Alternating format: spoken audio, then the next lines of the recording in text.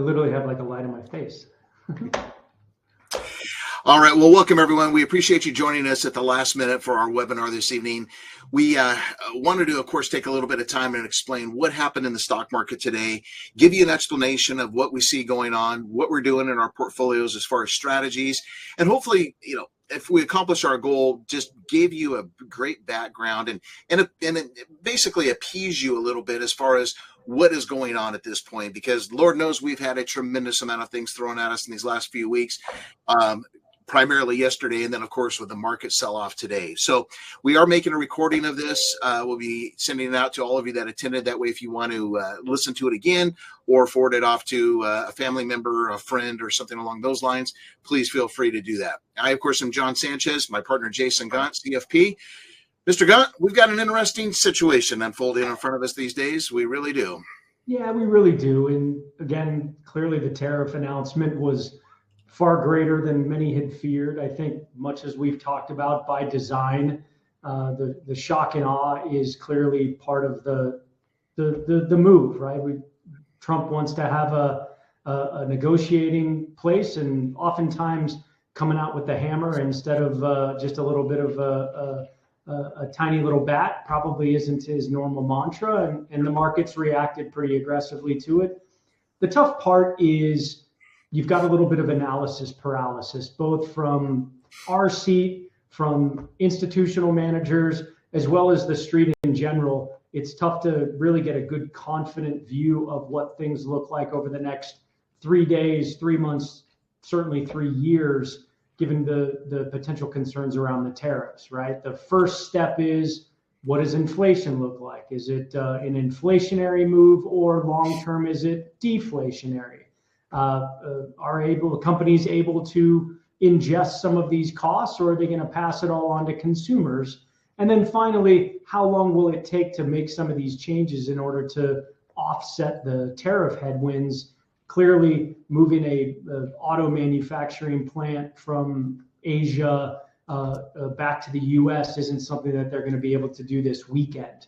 Right. And so I think the market, by and large, and we'll go into some specifics, went into risk-off mode. There were some tactical shifts, which we'll explain, but it seemed to me more so today was just reduce exposure, given that there's clearly a lot of concerns right now. Absolutely. Okay, little housekeeping note. If we'd love to get your questions. Of course, we're always available, so we'll remind you to give us a call at the office if you have any specific questions in relation to your specific account. Of course, we are always here for you 24 hours a day, 7 days a week. Don't laugh here and roll your eyes at me, Jason. We are. All you need to do is you see the hand, the palm over on the right side of the screen. Just click on that and pop in your question, and or go to the chat room and type in your question there. And only Jason and I can see that. We can't chat back and forth over the webinar, but we will verbally answer your question here. All right, we're going to be with you for about an hour, but of course, as always, we will stay on this as long as possible. If you have any questions, this is your time, okay? So let me tell you our agenda as you see here. We're going to give you an overall view of the tariff announcement that came out yesterday in regards to the Trump administration. We're going to talk about the rationale, according to the Trump administration, behind the tariffs. We'll talk about today's market reaction, international response, the economic outlook, investing strategies moving forward for your portfolio, and then some key points that we'll wrap things up with. So let's go ahead and get started on the tariff announcements and really what started this yesterday. So yesterday, of course, was the big day. Trump declared the Declaration of Economic Independence, imposing a baseline tariff of 10% on all U.S. imports with higher rates for specific countries. And boy, that higher rate was really what got the market excited initially. And I mean that in a negative term. You see, no one, at least according to our projections, no one had a 10% baseline tariff in their forecast, in their models. We knew there were going to be specific tariffs for certain countries, nor do I think anybody even fathomed the extent of some of these tariffs. And as you see on the screen, these tariffs really vary by country and sometimes vary by products also. But as you see, the European Union now has a 20% tariff, Japan a 24% tariff, South Korea 25%, and China an additional 34% tariff on top of existing tariffs, totaling 54%. And there's actually some projections where you tack on another 10, but hey, 54 is enough. So right across the board, pretty much everybody's impacted. And that's what the flat 10% tariff is about. And again, that's really what we started to see the market weekend in the after-hour session yesterday, because remember, the president's speech on this occurred after the stock market closed. So we got to watch, and as we mentioned on the show yesterday, we saw the futures react in negative fashion, and then that just built to somewhat of a disastrous day today. So 10% tariff, and then again, tariff specific to each and every country. And this is what got the market excited today, as we're going to go into more details. Wall Street decided to dissect and say, okay, that company has this type of exposure to this country. What's the tariff in this country? Like, for example, I'll just give you a brief example. Pardon my look over here. I want to see the closing number where we finished on Nike. But, Nike has most of their clothing and shoes manufactured in Vietnam. Vietnam got hit with a 90% tariff, 90%. So we saw Nike lose almost 14% today, just as one of the examples. So this is what we want you to look at it, 10% base rate, and then again, tariffs for each and every country. And then that varies again based upon some of the products. All right, to our next slide. What's the rationale behind these tariffs, Jason? There's many different views for sure. The rationale, I would say clearly, is to try to level the playing field for the taxes and VATs that other countries have levied on our products. Some of the examples, 300% tariff on dairy products from the US into Canada, 700% tariff on rice, for example, coming into Japan from the US. A lot of these items are clearly, when you go around in Japan, you'll see that 90+% of the cars that are on the road were made in Japan. And so I think that's part of the angst. We've done, and I blame Wall Street to some extent, right, where they're looking for the cheapest labor costs they can in some cases, and that has been exporting, some say gutting, the US labor force and the jobs here and sending them overseas where labor's notably more cheap for anyone. General Motors, you name it. It has been cheaper for them to use overseas labor. Saw a stat today where with healthcare costs, et cetera, the average worker on an assembly line could be as high as $60 in the US, closer to 40 across Asia, and as low as $6 to $10 down in Mexico, right? And so that's the difficult part, is how do you level that playing field, given our labor force is very expensive too. They're not going to do a $6 to $10 accepted job for some of these items that we're trying to bring back. But the rationale for the tariffs, as they stated, was to try to level some of those playing fields. So we're more, in a better spot to be able to manufacture more items domestically and also compete in selling our items overseas. The U.S., as we've talked about ad nauseum, is a consumer of things. And that is to some extent how we're made, but also because of the fact that we have offloaded a lot of those jobs overseas. So we don't make as much as we used to. We consume a lot. And unfortunately, that consumption gets us in a tough spot, clearly, as we've talked about with debt, et cetera. So the tariffs, overly simplifying, are just a way, per the Trump administration, to start to level the playing field for some of the other headwinds that we face trying to sell our products overseas. Well, I think the second point on this, Jason, is very important, and that is, the president saying this would make America wealthy again and counteract decades of economic exploitation, as you mentioned. This is where I think I want to pause and give a little further explanation, because many are saying, well, wait a minute here, how's this going to happen? We'll be honest with you, the math does not make sense, right? We hear all kinds of projections from the Trump administration as far as how much revenue these tariffs are going to bring in. We've heard $1 trillion, we've heard $2 trillion, we've heard $9 trillion. no one really knows exactly what the amount's going to be. And the simple reason is no one knows what the consumer is going to do now with these additional tariffs. So it's really a guessing point. But regardless of the dollar amount, that is his rationale for it. Plus, as we've discussed many times on the radio show, we don't really know if there's some hidden agendas, right? Jason and I have had hours of discussion amongst ourselves as we strategize for you as our clients and say, okay, what really could this be? Is he trying to lower interest rates? Is he trying to get Jerome Powell fired so that he can control the Fed, right? He said he wanted to take control of the Fed in his campaign trail.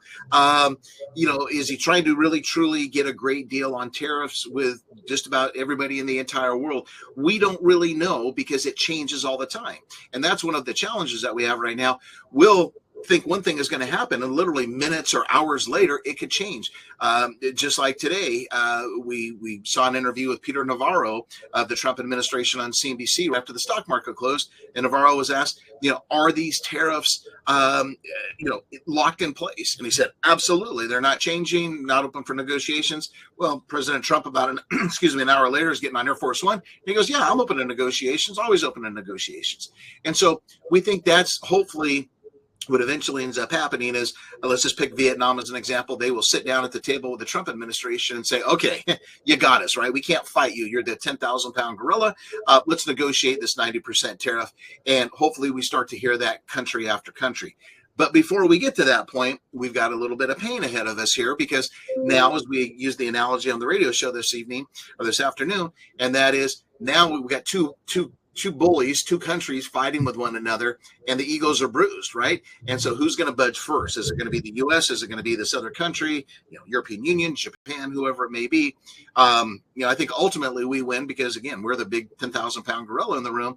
But in the meantime, how long is it going to take till we start hearing these negotiations? And I think that's going to be one drag on the market going forward, is how long that takes. Is it going to be a day, a week, a couple months? It's anybody's guess at this point.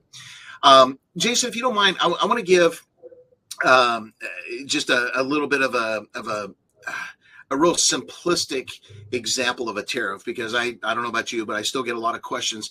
How does the tariff really work? And I gave an example yesterday on the show, and I want to just give it again, because tariffs are actually very simple, and they've been around literally since the early 1900s. Matter of fact, before income taxes came into play, I believe in the 1930s, somewhere around there, 1920s, that's how the country survived. It was off of tariffs.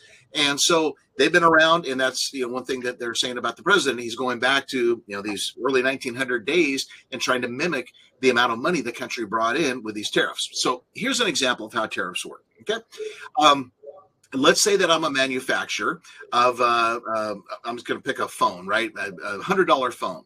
And so I was able to sell that phone before yesterday at $100, right? Of course, I got some profit margin built into there. It covers my expenses, so on and so forth. Well, now, after yesterday and these tariffs being announced, let's just say the tariff is 50%, right? So now that $100 phone is now going to cost you and I as a consumer $150. Well, where's the $50 tariff, or in this case, a 50% tariff? Where's it paid? Well, it's pretty simple. If Jason is going to be the one, and let's say he's the retailer in the U.S. and I'm in some foreign country, I sell that phone for $150 to Jason, right? He has to write me a check, not only for the phone of $100, but also that $50 tariff. So now, as a merchandiser, vendor, however you want to call his storefront, he's now out this $150. So now Jason brings that into his inventory. He's now out $150. He just had to come out of pocket an additional $50. Well, now Jason's going to hope that all of you go into his store and pay $150 for the phone. So Jason was the one that paid me that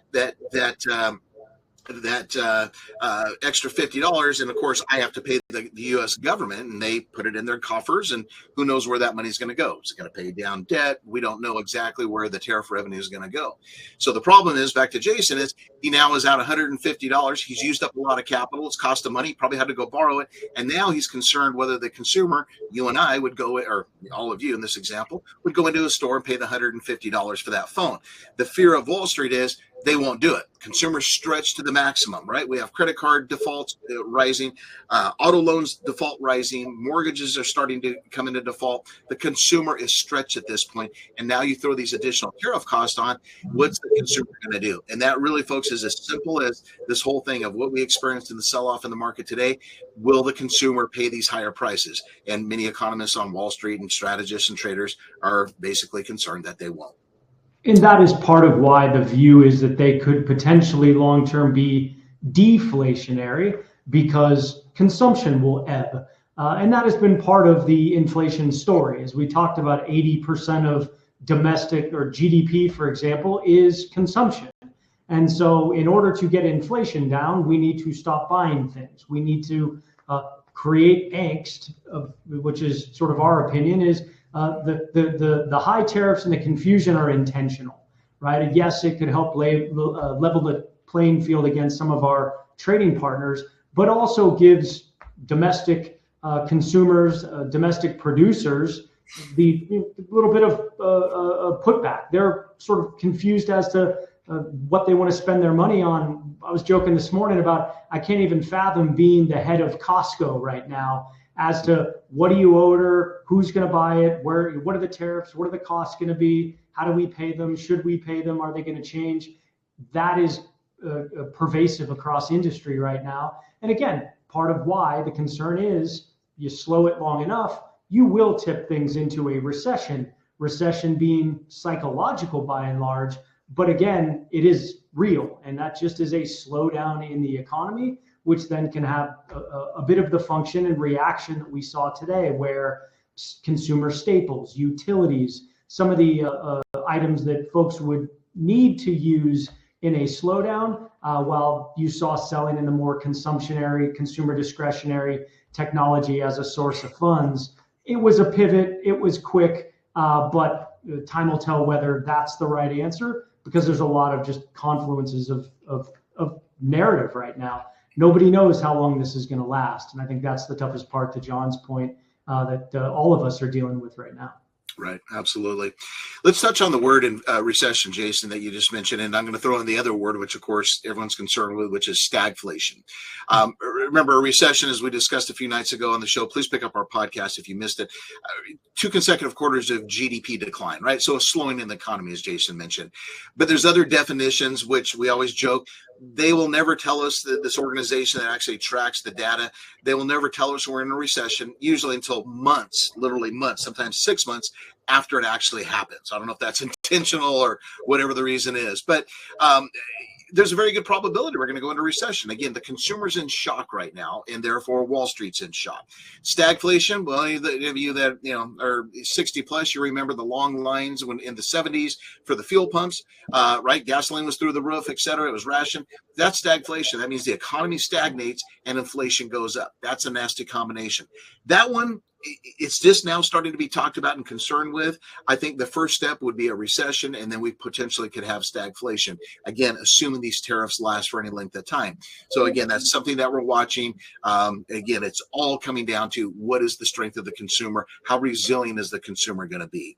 And it all ties into Wall Street's perception of you, the consumer. All right. The international response, again, today we said yesterday on the show that today's kind of the next step, right? Yesterday was, all right, we ripped the Band-Aid off. Here are what the tariffs are. Today, now we start, opening up the wound a little bit. What's each country going to do? Some countries, have expressed complete dismay, shock. How could the U.S. do this to us?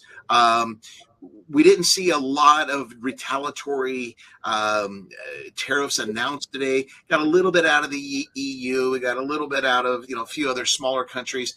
But again, the door is open now for negotiations. How soon Trump's going to sit down with everybody, that's anybody's guess. But we are expecting retaliatory tariffs, especially from China. That's the big ace in the hole right now. China had that, roughly 60% tariff announced against them between all of the different levels of tariffs.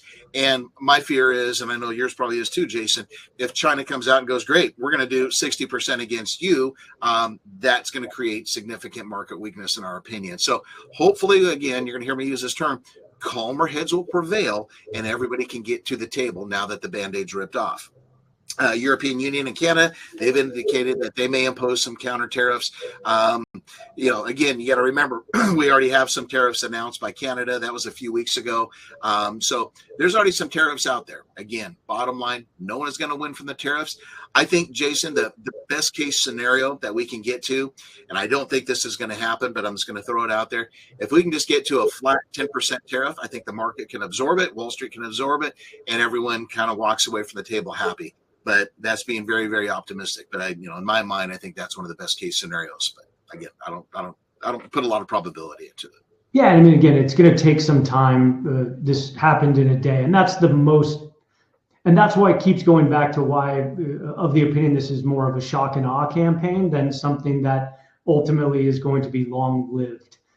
Merely because of it, there aren't true identifiable solutions or paths with which that tariff goes away, right? Sort of the ambiguous fentanyl commentary with Canada and Mexico. Like there was never anything laid out of we have a week of no fentanyl deaths or what. It's just this, again, sort of ambiguous goal, which again makes me think that this is just something more, to your point, that is trying to create a reaction function. And taking a step further, what was the reaction today?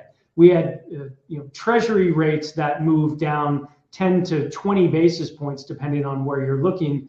If you're someone like Scott Bessent, and they've moved the goalpost a bit, this is, again, sort of another view. Less talk about the stock market and more talk about, if I'm Treasury, my goal is with $39 trillion of debt, I need to refinance that debt over several years. But there are some cliffs here coming up pretty soon. The average rate on U.S. debt is 3.5%, right? Even after today, the lowest rate on the board is probably 3.7 to 3.8%, which means that as debt matures, meaning bonds, yep, correct, all the treasuries that the U.S. has, they are having to issue new debt at different tenors. 2-year, 3-year, 3-month, 30-year.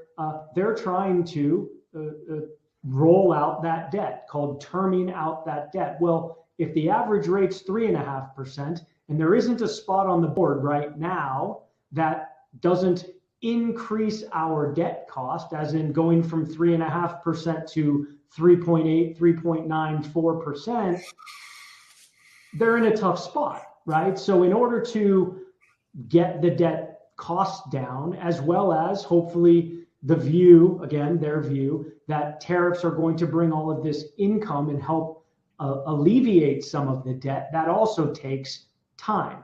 Well, if I'm Scott Bessent and I can figure out a way to get interest rates low enough through what was the reaction function today, as I mentioned, S&P 500 down 5%, interest rates now at 4%, it's coming my way.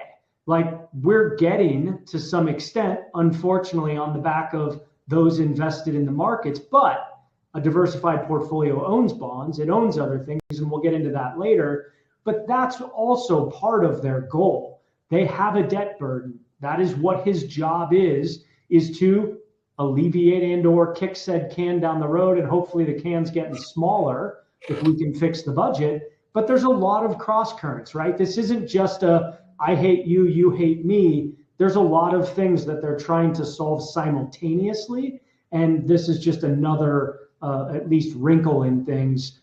If I'm Scott Bessent, I'm not unhappy that rates are coming my way, given that I know I need to sell a bunch of debt to U.S. and international buyers over the next couple of years. And this is the point we're going to keep reiterating, trying to figure out what is the ultimate goal of the Trump administration with these tariffs that are affecting the portfolios, the economy, the markets globally, right? Trillions of dollars of market value were wiped out today. Trillions of dollars. And again, to Jason's point, that's one that you're going to hear us talk about is they want to get interest rates down for the debt, the bond market side of things, to get the budget deficit down. And also remember this, folks, the carrot that the Trump administration has put out there, both on the campaign trail and even now, is the tax reform. Remember, we have a bunch of taxes that basically Trump's plan of 2017 when he was in office, a lot of those tax cuts, pardon me, all those tax cuts are going to come due at the end of this year.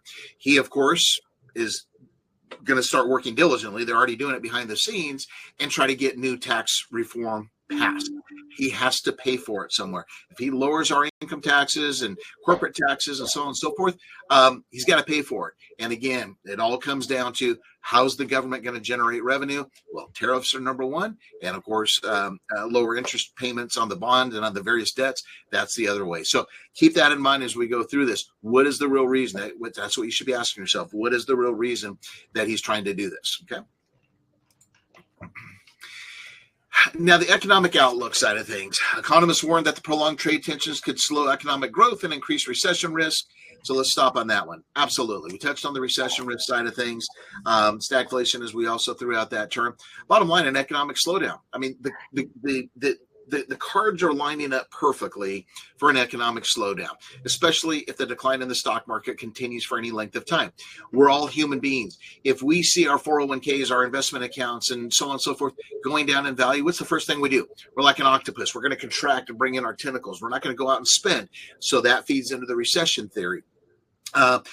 We haven't seen this yet. We think it's going to be coming, and that will be in a couple weeks when second quarter or first quarter earnings season begins, and you get analysts and these companies reporting calls, analysts digesting the earnings calls. You're going to hear a ton from corporate America, in our opinion, that we're seeing slowdowns, right? We don't know where things are going.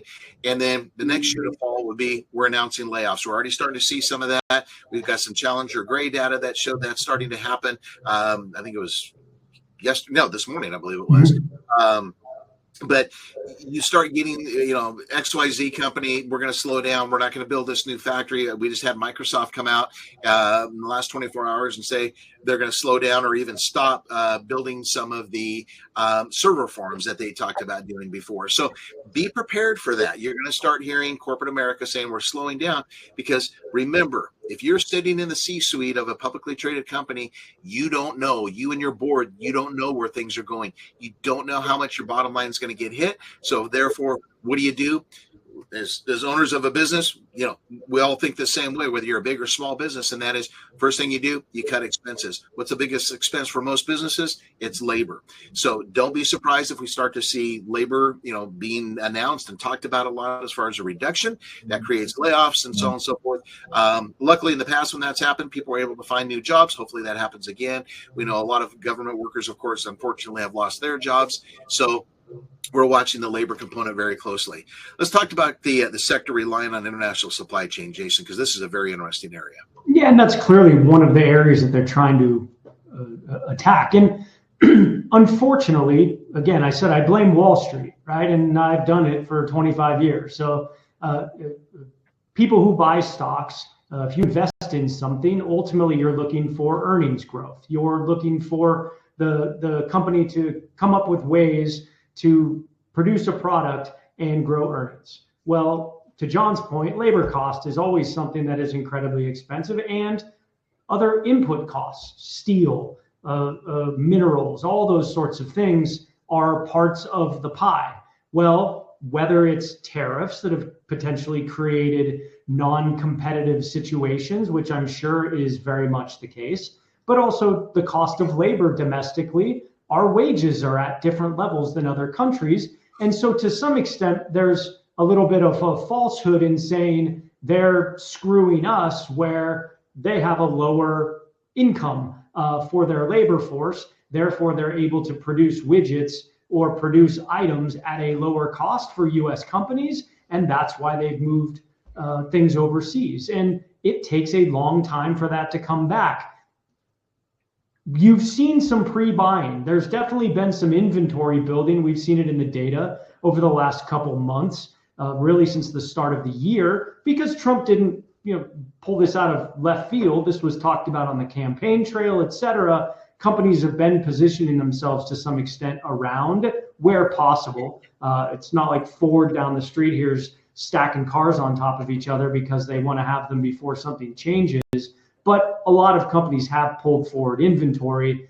But now what? And that's, again, the tough part is, as we mentioned, with earnings season coming up. If I'm a CFO, COO, so on and so forth, I'm going to be very broad in my expectations for where earnings are going to be. And I'm probably not going to err on the upside. I'm going to cover my butt and be a little more cautious. Well, getting into valuation on the markets, which we can do a little bit later, the markets weren't aggressively expensive, but they weren't uber cheap either. You start to see earnings deceleration, and that can be a concern. Again, all of this we're discussing is because of something that happened yesterday, right? Like the markets have reacted in one day to try to position a bit, but this is going to be unfolding over days, weeks, and months. Right, exactly. The supply chain issue is obviously a very big deal. I saw a great, I was watching a video last night from the Wall Street Journal talking about, if you can imagine this big giant room, and they laid out literally every part that goes into, they used the example of a Ford F-150, literally laid out every nut and bolt and so on and so forth. And it was fascinating, Jason, to see where all these parts come from. Right. Yeah. I mean, literally around the world, even though Ford, out of all the major automakers, makes more of a vehicle in the U.S. than pretty much anybody else that is out there. But even them, again, there's no way not to have foreign parts in a vehicle using that example. Well, guess what? If that vehicle is not made here in the U.S., as we learned yesterday, 25% tariff. We had Stellantis come out today, make a couple announcements. They said it was nothing related to tariffs, but they're idling a couple plants and so on and so forth. So again, you're going to be hearing more of that. Those idle plants, that will result obviously in layoffs. And so this whole supply chain thing is very, very complicated. Where I am frustrated, and I'll be real honest, where I'm real frustrated with the Trump administration is you can't snap your finger and say, all right, Mr. Automaker, go build a new plant. Or Mr. Semiconductor Maker, go build a new plant. We all know, I saw an interview with the former CEO of Ford the other day on CNBC, and he's like, look at, 2 to 2.5 years just to get the permit process passed and buy the land and get the permit process, then another 1 to 2 years to build that plant, right? So you're talking 4 years in a best case scenario. Trump will be gone by then. So again, back to the C-suite, what are you going to do? And this is the quandary. If you're in the C-suite right now, are you going to go spend billions and billions of dollars to build a plant so that your product is not subjected to tariffs? Or are you going to go, I'm just going to sit back and wait? I think the latter. Now, I know some of you may be thinking, well, wait a minute. Trump just said, I think today, what are they up to, Jason? He said $9 trillion, I think is the number he's throwing out, as far as companies that are committed, to build new factories and things like that. I don't want you to fall for this trick. I'll give you an example with Apple. Love Apple. It's in our portfolio. But remember, Apple, as Trump mentioned yesterday and many times, hey, Apple's committed $500 billion to building a new plant. Well, if you go back, Apple made that announcement well before Trump. He made it in the Biden administration. And what's very easy for these companies to do, and I think this is something we've got to watch closely, is to go, okay, Mr. President, I'm going to commit, let's just say, I don't know, $500 billion, $500 billion to build a new plant. But hey, can you get us to, get a waiver on the tariffs on our products? Will Trump do that? We don't know yet. There's talk of what's called a tariff credit, right? So you're going to see companies do that. But we have also seen in history, companies aren't real great at making promises like that and fulfilling them. It's, again, almost like this carrot that they're going to dangle out there. So don't fall for this trick when we're hearing $9 trillion of new manufacturing plants and things are going to be built. I just don't think it's going to happen. I think, again, it's way out there. And we all know, feasibility wise, it's just not realistic for someone to snap their fingers and a new plant to be built. He made a comment yesterday, I think it was, meaning Trump. Look, we got a lot of idle plants that are in Detroit and stuff like that. Well, you can't walk into an idle plant and go, hey, let's just put in, a couple $1 million of new robots and get this thing up and running. It doesn't work that way. Things have changed so much in technology and robotics and so on and so forth that any old plant most likely is probably going to have to be demolished. It's probably going to be cheaper to demolish it and build a new one than it is to try to retrofit it. So again, people are starting to kind of come to this realization that it's just not going to happen fast. And that's where things are going to get real slow, and you're going to start getting warnings from companies. So the supply chain issue, yeah, very, very difficult to predict, and really very difficult to say, how does anything get built anymore without some form of it having a tariff on there? So now what you guys are all really here for, which is what's the strategy moving forward? Okay, so Jason, kick us off on this side of it, and then we got a lot of different areas we're going to touch on here. We'll touch on specifically what we're doing in our portfolios, you're meaning your money, and then just overall. Yeah, so the thing that I want to point out is that the market is a discounting mechanism, right? It is already, to some extent, forecasting where it sees 6 to 9 months from now. Remember, the S&P 500 as of today is already 12% off of its highs. The NASDAQ is what, 17, John? 18% off of its highs. The Russell 2000 small caps are down 23% from their highs, folks. This isn't new news. The market has already started sort of fixating and adjusting towards this. I would say the baby's already born, right? And what has been the wise thing this year? The D word. Last year, owning the S&P 500 outright was the only trade in town. It outperformed by greater than 10% most other markets, certainly globally, but even inside of the US, it was the Mag 7. Well, this year, even through today, some of these countries, Germany up 15% still, Switzerland up 11%, France up 10%, China's up 12% this year. Right now, after hours, it's down 0.3%, right? So markets are already and have already started pivoting. EFA, the Europe, Asia, Far East, through today, the whole index up 5.8%. That's already adjusting to all the madness that happened. Excuse me. Emerging markets up 3% this year after today. After the S&P was down, it's already bought this in. It's green. Bonds, I'm looking earlier, 3-year bonds up 5% this year. So diversification has helped a ton for clients who we've worked with to build out risk appropriate portfolios at AssetMark. You've been very much protected from a lot of this move. Seeing the S&P 500 down 8.5% today, you'll be very pleased to see how your portfolios have held up. Our more tactical, more aggressive portfolios have been beating the S&P this year, but they're built to be more aggressive, and folks should know that. If they're concerned about that risk, please talk with us, but we are always making active changes. We're sitting on about 10% cash there, waiting for an opportunity to add to some of the areas that we'll talk to in a bit that we think are going to be very beneficial to pick up some of the scraps as the market's trying to toss the baby out with the bathwater that I loved you used earlier today, John. Mm-hmm. Thank you. Good job.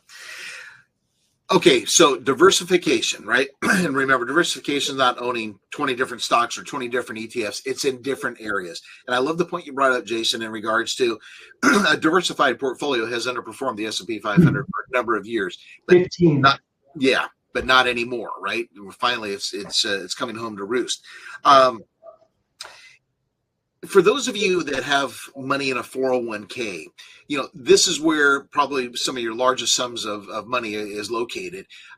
You need to be thinking about diversification. And as we've told all of you, and I'll remind you again, you have us in your life, right? We don't just care about managing the money that we have for you. We care about managing all of your wealth. So please, if you are confused what you need to be doing with your 401k, if you need a second set of eyes as far as, hey, take a look, guys, at my allocation, we are here to do that. We don't charge extra for that. It's just one of the many services that we give you for free at Sanchez Gaunt Capital Management. So please, that's a big sum of money. Like I said, let us take a look at it, and we'll make sure that we can get things lined up for you.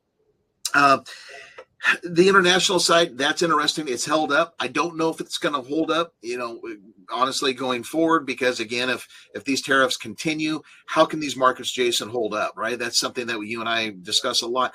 How can XYZ country hold up if they've got a 50% tariff against them? You and I were talking before the radio show this afternoon, and I loved your comment. I want to share it with everybody, and that is, you may get a bunch of these countries coming together that normally and historically don't get along, and they may come together and go, hey, you know what? Let's really screw it to the U.S. and we're going to come together. We don't need to sell to the U.S. They got all these crazy tariffs. Let's just deal among ourselves. That's a possibility that's out there. I mean, the world needs us. Let's not rule that out. But again, anything is on the table, and these countries now, they're backed into a corner. They're trying to figure out, what do we do right now? And then they may be talking amongst themselves. So don't fall to the trap that, hey, the foreign markets, the international markets are the true safe haven. They're kicking our butts here in the U.S. year to date, as Jason alluded to, but doesn't mean it's always going to last. We've all seen before, between the two of us, we've been doing this for close to 55 years. We've all seen this, and that is, what the U.S. does, the rest of the world tends to do. Not the case this year, at least so far. But if things get bad enough, I just cannot believe in my heart, Jason, that we would not see the international markets begin to succumb to the selling pressure, right? There's only so much they can do, no matter what. So, and it is a valuation story too, right? And we talked about, if earnings decelerate, even globally, you need to think of valuation cushions, right? The international markets coming into this year were trading at about 12 times forward earnings, where the S&P 500 was trading at 23 times. So even if you have a pullback of some kind, S&P on average during a recession can get down as low as 16, 15 times.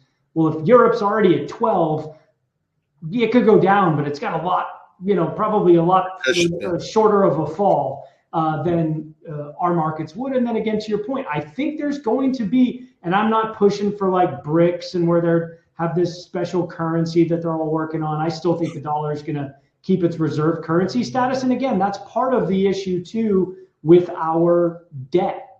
Needing dollars in the system is a symptom of our debt, right? That is, and again, I can talk about it till I'm blue in the face. I won't bore folks here. But our debt is also, because we are the reserve currency, there's a lot of US dollar denominated liquidity that needs to be provided. And that's part of it too. But the reaction function today was a little bit atypical. One would have thought that you would have seen the dollar strengthen on a day like this, and it did the opposite. It actually was down, 2+% against yen, euro, those types of things, which is a little bit interesting. Possibly positive, right? Again, positive for owning international stocks because you'll win to currency, but positive for the Trump administration. They want a weaker dollar, right? If we're going to bring jobs back here, if we're going to get people to buy our stuff, our currency needs to be weaker so their currency can buy more of our stuff. The issue is the dollar's been really strong for a long time, even last year, that our stuff's expensive. If you're a European or Asian investor and you want to buy something from the US, it costs you a lot of money.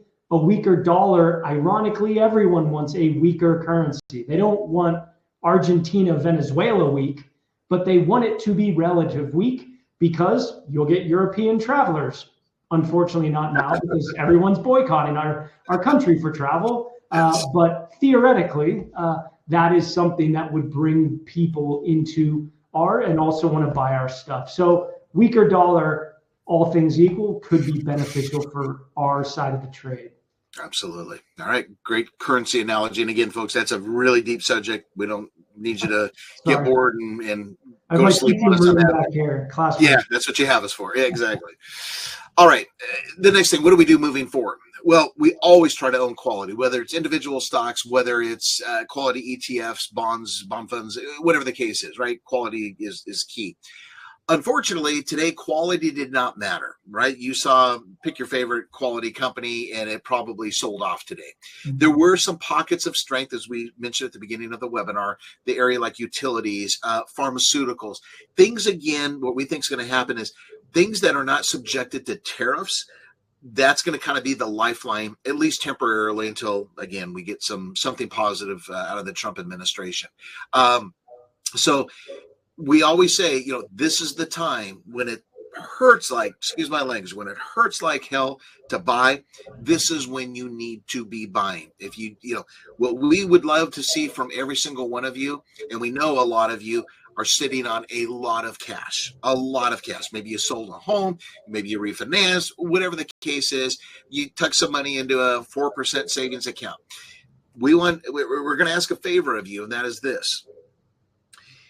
Take a look at your cash situation, and I'm not talking about going into your emergency cash. I'm just talking excess cash that you don't know what to do with. If you find yourself in that situation, please contact us. We're not saying we're going to put it to work now, but when the time happens, this market is going to snap back very, very quickly, in our opinion, right? All it's going to take after you go through a sell-off like this, and again, we think there's going to be more down days. When you go through periods like this, all the market needs is one bit of good news, and you can literally get a famous Jason Gaunt term, rip your face off rally. We'd love to be positioned to have you take advantage of that. So again, if you're sitting on idle cash, not your emergency cash, but you're sitting on idle cash, or you're sitting in investments with other firms that are not performing, they're not doing this, at 6:45 and at night, educating you on what's going on in the market and talk strategies, give us an opportunity. Like I said, we're probably not going to put it to work right now. As a matter of fact, I know we're not, but we'd love to have that opportunity to have you be ready to go when that time is right. And I've got folks that I've been legging into the markets on the way down. We haven't spent it all, but just little increments. Well, like you said, let's hit on this fact. We've been sitting on 10% cash, right? We've been sitting on 10% cash in our tactical portfolios. Because again, preparing and defending for these type of situations like that. So, again, we're going to be ready. And by no means, as we wrap this up in a moment, by no means are we sitting here saying it's time to go to cash, it's time to panic, throw in the towel, running for the hills. Not at all. And we'll tell you why in just a moment. So, always quality assets, strong balance sheets, minimal international exposure, minimal exposure to anything that the company makes that is a tariff related issue. The third point is what you're doing tonight. Stay informed, monitor the ongoing developments, be prepared to adjust strategies. And that really is the key word. Adjust. Don't think what worked last year, the year before, or even the beginning of this year could be the same strategy that works this year. That's why we like to call ourselves tactical managers. We are on top of this. We do this 14 hours a day, sometimes 6 to 7 days a week, right? Depending upon what's going on. We'll probably be working this weekend because there's so much going on and we are concerned, right? We want to make sure we do the very best thing we can for each and every one of you. So stay informed, please. What we see happening, I don't know why, I've never really asked any of you, but I'm just going to lay out my heart here.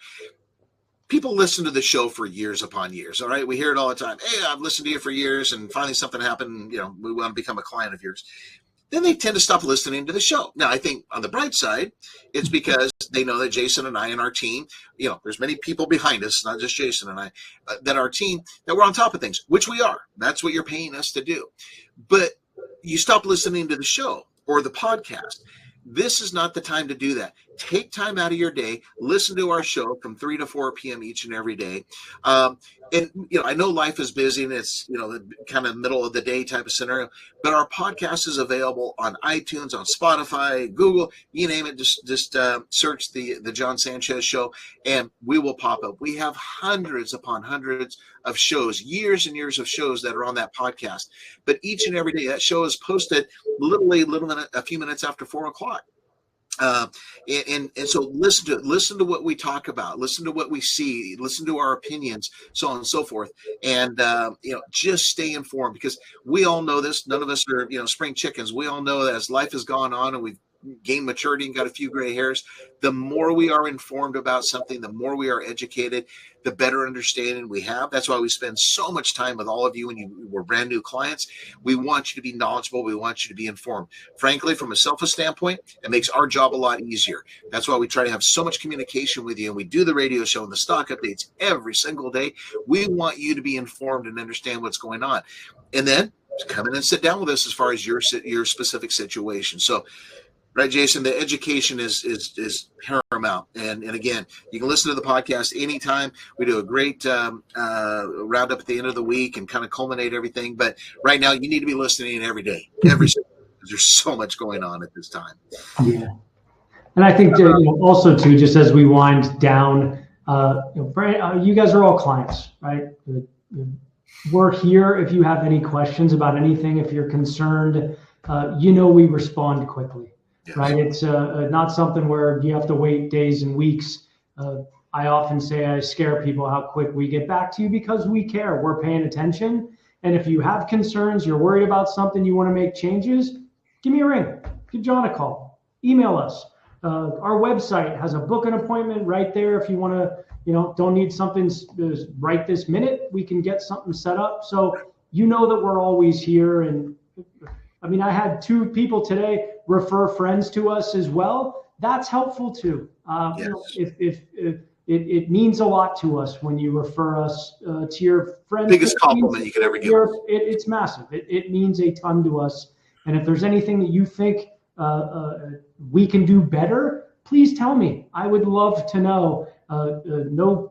No criticism is criticism as far as I'm concerned. It's just a way that we can get better for you guys because you're our clients.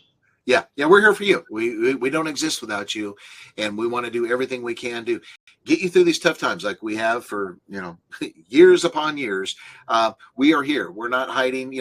I was telling Jason earlier, it's like we hear from so many people that become clients that, I had an advisor at XYZ firm. Markets were bad. I tried calling. I got their voicemail. Their assistant said they're out of the office. You will never get that from us. Most of you probably have all of our cell phones. If not, we'll be more than happy to give it to you. But Jason's in the office at 6. I start working at 4:30 from my virtual office, my home office. And we're working until at least 4 to 5 o'clock every single day. And we are both checking our phones, our emails, and so on and so forth, literally until the time we go to bed, because we want to respond to you. There's nothing more frustrating when you get into volatile times of, geez, what's going on with my money? Or can you talk to me? We would rather talk to you and let you sleep well at night than, say, oh, we'll get back to you in a couple of weeks and put you on our calendar. That's not who we are. That's not how we built this business. So we are here to serve you. We've got an incredible staff with Bailey and Eduardo and Ashley, and not to mention so many other people behind the scenes that you don't even see and hear about. But they're all the same way. They have in their hearts, it's all about you, just like in Jason and I's hearts. So we want to make sure that you understand that. And the bottom line, let's talk about and kind of wrap this up, Jason, with what we're doing going forward at this point. I'll kind of get things started, then you start to wrap up. I'm not going to sugarcoat anything. I'm going to look you straight in the camera eye and say, we expect further decline. I don't see right now, just again, things are fluid hour by hour. We don't see any major improvement right now. Don't be surprised if we drop another 3, 4, 5% on the market. I mean, again, Jason alluded to the small cap, the Russell 2000 down 23%. That's a bear market. We're now in correction territory on the Dow and on the NASDAQ. Could we hit a bear market? We absolutely could. You saw it today. I mean, again, 1,679 point loss on the Dow, 3.98%. NASDAQ down 1,050, 5.97. S&P down 274, 4.84%. So, you're talking 4 or 5% losses in one day. What's another 5% or so? It really is nothing. This market is capable of that. But that doesn't mean the world's coming to an end. That doesn't mean you've automatically lost money. You don't lose until we press the sell button, and we are nowhere near doing that at this point. We are looking for opportunities. Matter of fact, he and I were battling back and forth today when we were way down. Do we buy? Do we nibble? Do we, it's like, no, not yet. We're going to be patient on this. So we, as you're hard at work and, either at work or hopefully retired and living your life, we are always looking for opportunities for you. So just because you don't hear from us on a daily basis other than the radio show, we are always looking for opportunities. We don't get scared. We don't get emotional. That's the advantage of having someone else manage your money, right? If you were trying to do it yourself, you'd be freaked out right now. But hopefully, and I know you have the faith in us and the confidence that we know what we're doing, been doing this a long time, and we always have your best interests at heart. So we are looking for opportunities. And again, if you're on that idle cash list, let us know and be more than happy to sit down and say, hey, here's where we think we can put this and kind of park it right now, but be ready for when that time comes. So do we see further downside? Yes, absolutely. Be prepared for it. I hope I'm wrong, but realistically, we're watching the futures right now. They're down a little bit, not bad. Dow futures are down 166, not bad, but it's still very, very early in the overnight session. So just want to prepare everybody. We're not out of the woods by any stretch of the imagination. As I said, that Band-Aid came off, the wound is opened up. Now we're going to try to get some antibiotics on this, which would be the different countries sitting down with the Trump administration and starting to negotiate. As soon as we get some good deal rolling, or hopefully an announcement of maybe multiple countries have come to an agreement, you watch to see what's going to happen. Fundamentally, nothing has gone wrong in this market. There's just a lot of worry, a lot of concern. We're now, literally after today's sell-off, just on the Dow side, here's a little stat for you. Today's sell-off was the 5th worst in the history of the stock market.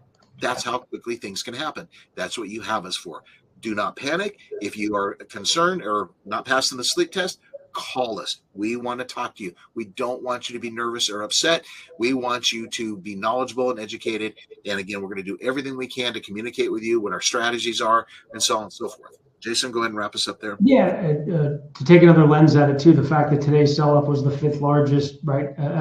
That's a positive thing too, is the fact that the Dow has grown as much as it has over the last 20 it was years. 2,400 when I started in this business in 1993.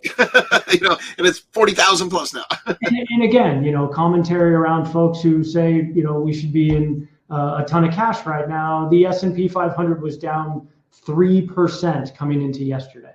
I would hardly call that an alarming level as far as the markets are concerned. These are shocks. These are surprises. These are unknown unknowns, right? The betting market would say that a tariff this large and the angst around it was to the far extreme of what even the most aggressive pundit would have had. But to that point, we've now got it, right? The market reacted today to that information. Yes, we will get incremental news over the next couple of days and weeks, et cetera, but we're all fine. It happened. Now we will take a look at what the landscape looks like over the next couple of days and weeks and months and make the best decision we possibly can for you. But diversification is going to be very wise. And that's why the portfolios are built the way they are. So they're not just long the S&P 500. I got to throw this point in, and I forgot to mention this earlier. I wrote down some notes throughout the day as different things unfolded in the market, et cetera, that I wanted to touch on, and we don't have enough time to hit it, but I want to hit on this one point that I wrote to myself, and that is this. This sell-off is caused by one man, Donald Trump. Okay, I'm not saying that to criticize. It can be corrected by one man, Donald Trump. Okay, again, none of us are in his head. We don't know exactly what the ultimate goal is. All we can do is hypothesize and say we think he's doing it for this reason, that reason, so on and so forth. We'll probably never know until the dust is settled. But the reason I'm bringing this up is this is not like the COVID situation where the country shut down. It's not like the dot-com crash. There's a lot of analogies being made starting today between, hey, look at what's going on with the market today and the big sell-off compared to the dot-com bust and bubble breaking, all that. Different situations. Was the market overvalued? Yeah, but not enough to justify these type of losses. So my point of bringing that up is keep in mind this is caused by one man. It's not like the economy just faltered all of a sudden. It's in shock right now, right? It's in shock. It just got dealt some horrific news that it's trying to figure out. Look at the market like a human being. Put yourself, in that position. You were just dealt bad news. What's the first thing you do? You shoot first, you ask questions later. That's what the market is really good at, especially now with the algorithmic trading and how fast this market can move. And then it just, as Jason always talks about on the show, these algorithms, start selling and it's a domino effect, right? It just happens again, a blink of an eye. So that's a positive thing. It's in shock right now. It's caused by one man. We can correct this problem. And the point I want to leave you with and the reason I'm bringing this up is keep this in mind. He has no incentive for your 401k, your brokerage account, your home value, or this economy to falter, right? Because he knows if this thing lasts for any prolonged period of time, people are going to be asking for impeachment. You watch and see the Democrats and everybody, they're going to be coming out and going, you know what, this guy's off of his rocker. He just drove this economy into a recession, stagflation, stock market's lost 30%, blah, blah, blah, blah. he's not going to do that. That's not who he is. He's a very shrewd businessman. He's got a lot of Wall Street people, that are in the cabinet. So this is a game that's playing. Unfortunately, where I'm frustrated, it's a game with our hard-earned money, right? But keep that in mind. That again, he caused this. He can correct this. Give him a little bit of time, but it's not like 2000. It's not like 2018. These are things that can be overcome. The economy still, at least at this point, fundamentally is very strong. And as Jason said so correctly, the stock market is a forward-looking indicator. Right now it's going, we just don't know. It's like all of us, we just don't know. We can guess all day long or hypothesize, but no one really knows the answer. I don't know if Trump knows the answer, to be honest with you. I think he's kind of looking at this day by day. I know he says, oh, yeah, be prepared. I'm not really watching the stock market. And you get others, you get Scott Bessent, the Treasury Secretary, saying the same thing. I don't believe that for a second, right? Because without a strong stock market, without a strong economy, they're going to be booted out the door. I promise you that. So this is the time to be patient. This is the time. Don't fall in and get sucked into the bad news. Remember, I always like to tell you this story. Bad news sells. The sky is falling if you turn on any of the financial channels. Don't fall into that. That is what you have us for. If we start to panic and tell you we're panicking and we've moved to cash or whatever the case is, okay, that's it, right? That's what you have us for. Please do not get sucked into what the press is going to tell you, because the sky is going to fall, right? Professor? You got it. I want to see you get up and draw something on the chart. I ended up screwing this stupid thing. Go back to old school. All right. Well, we've concluded our webinar. It doesn't look like anybody has any questions. I know we will get some, so please feel free. You have our contact information. And again, if you go to our old website, Sanchez Wealth Management, it'll automatically direct you to our new site, sanchezgaunt.com, as you see on the screen. You can send an email to our general email box, but send them directly. John at sanchezgaunt.com, Jason at sanchezgaunt.com, and we're monitoring them. Like I said, other than when we're asleep, we're on top of everything, monitoring these, and we will respond to you, whether it's a phone call, an email, whatever it may be. So we thank you for the confidence you placed in us. Please have the faith in us, as you always do when times get tough. But we just wanted to reach out to you tonight and just kind of let you hear from us exactly what we see going on. Not time to panic. We're going to get through this and we're going to prosper. But again, if you got idle cash sitting out there, or maybe you have old IRAs or something that's not doing what you want it to do, we want to manage that money for you. We really do. And this is a great time to start consolidating things and get ready for when this market does rally. We thank you. God bless all of you, and hang tough. We're going to make it through this. I promise. We'll see you very soon. Take care.